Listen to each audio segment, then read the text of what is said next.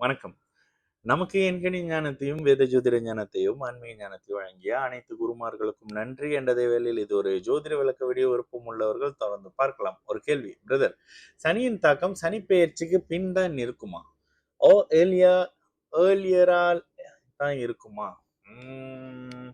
ஏன் இந்த ஒரு கேள்வி கேக்குறீங்க? ஓகே, நான் தெளிவா சில விஷயம் சொல்லிடுறேன். சனி பயிற்சி எப்பொழுதுமே பாத்தீங்கன்னா நடந்தோடனே எந்த பலனுமே இருக்காதுங்க. சனி வந்து மெதுவாக நகரக்கூடிய பிளானட். அதுதான் சமஸ்கிருதத்துல சனிச்சரம்.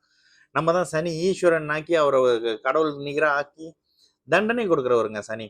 ஓகேங்களா? அப்போ அவர் சனி ஈஸ்வரன் இல்ல, சனிச்சரன். அதாவது மெதுவாக நகருகின்ற அப்படின்ற ஒரு அர்த்தம் வந்து சமஸ்கிருதத்துல சனிச்சரா அப்படின்ற ஒரு விஷயம்.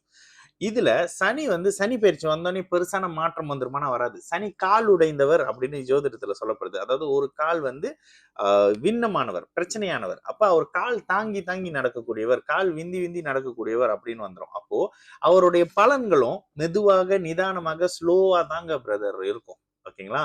இதுல சனி பயிற்சி நல்ல சனி பயிற்சியாக இருக்கட்டும், கெட்ட சனி பயிற்சியாக இருக்கட்டும், நடக்கிறதுக்கு முன்னதாக கெடுபலன்கள் கெட்ட சனி பயிற்சியில வர ஆரம்பிச்சிடும்.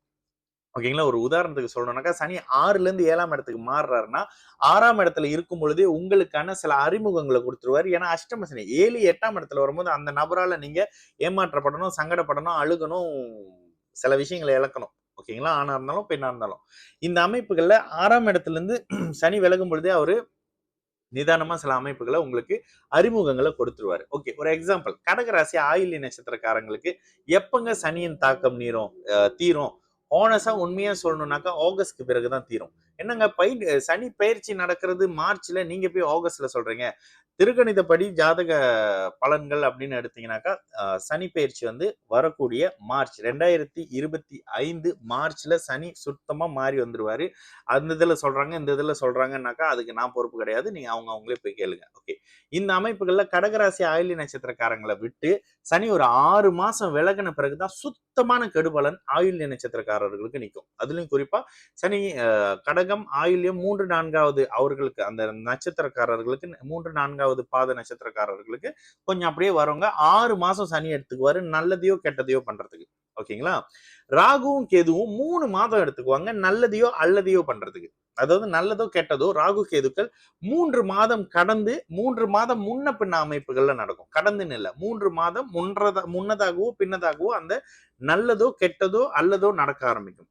குரு 1 மாதம்ங்க.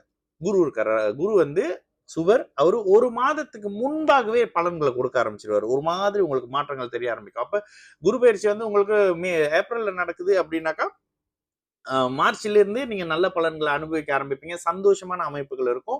ஒருவேளை குரு வந்து 6 8 12ஆம் அமைப்புகள்ல இருக்காருன்னா இடமாற்றமான விஷயங்களை பண்ணுவாரு. 6ஆம் இடத்தோட இருந்தா விரயங்களை பண்ண ஆரம்பிப்பாரு.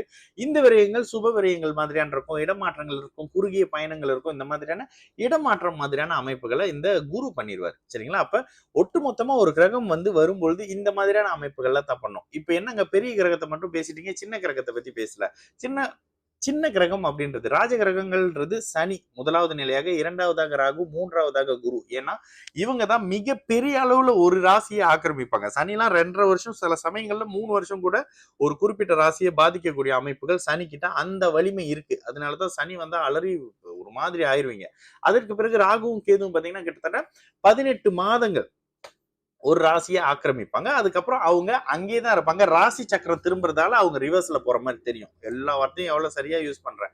அதுக்கப்புறம் குருவோட அமைப்பு சமீபத்துல பாத்தீங்கன்னா கடந்த ஆண்டுல குரு ஒரு 5 மாசமா 6 மாசமோ தான் இருந்தாரு. டப்புன்னு மாறிட்டாரு. ஆனா எவரேஜா குரு வந்து ஒரு வருடம் ஒரு இடத்துல இருந்து நகருவாரு. 12 வருடத்துல ஒரு இடத்துல கம்ப்ளீட் பண்ணி சுத்திட்டு வந்துருவாரு எல்லா ராசிகளையும் அப்படின்ற மாதிரியான ஒரு விஷயம். ராகு கேதுக்கள் 18 வருஷத்துல கம்ப்ளீட் பண்ணிடுவாங்க ஒரு சுற்று, எல்லா ராசிகளையும் சுத்தி வர்ற அமைப்புகளை. சனி 30 வருஷம், குறிப்பா 27ல இருந்து 30 வருஷம் ஒரு ராசி மண்டலத்தை பரிபூர்ணமா சுத்திட்டு வந்துருவாரு. இதுதான் பிரதர் இதுக்கான விளக்கம். இந்த அமைப்புகள்ல சனி 6 மாதத்துக்கு அப்புறமா தான் பலன் கொடுக்க ஆரம்பிப்பாரு. ராகு கேதுகள் 3 மாதங்களுக்கு அப்புறமா தான் பலன் கொடுக்க ஆரம்பிப்பாங்க. ஏன்னா அவங்க 2 பேரும் வந்து பாவ கிரகங்கள்.